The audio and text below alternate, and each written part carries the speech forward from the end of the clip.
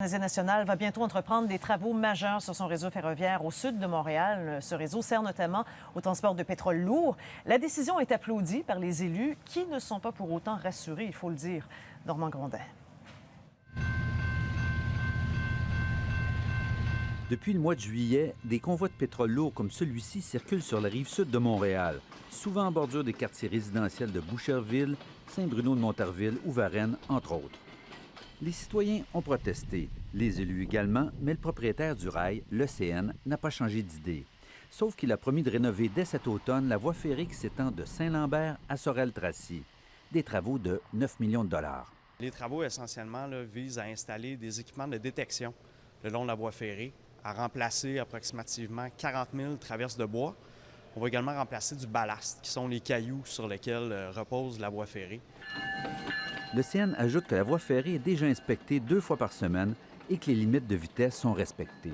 Il n'y a aucun train sur ce tronçon-là qui peut circuler à une vitesse supérieure à 65 km/h, mais à plusieurs endroits, notamment dans Longueuil, par exemple, la vitesse maximale est de 32 km/h. Dans Boucherville, c'est 48.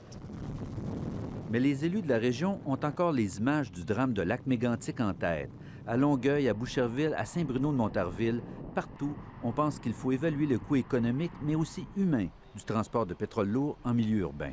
On a encore beaucoup de craintes. On est, comme je l'ai dit, on est un peu dans l'expectative. Oui, il y a des choses qui se font, on essaie de nous rassurer, mais la problématique de fond reste la même. C'est-à-dire que s'il arrive une catastrophe, on fait quoi?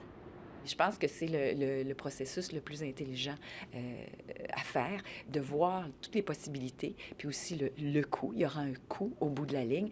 Et entre-temps, soyons vigilants, demeurons vigilants, puis demandons des comptes au CN, puis poussons sur le gouvernement fédéral. Prochaine étape, les élus de la Rive-Sud vont se rencontrer cet automne et tenter de mettre sur pied la première table de concertation régionale sur la sécurité ferroviaire et le transport des matières dangereuses. Ici Normand Grondin, Radio-Canada, Montréal. À Montréal, le nettoyage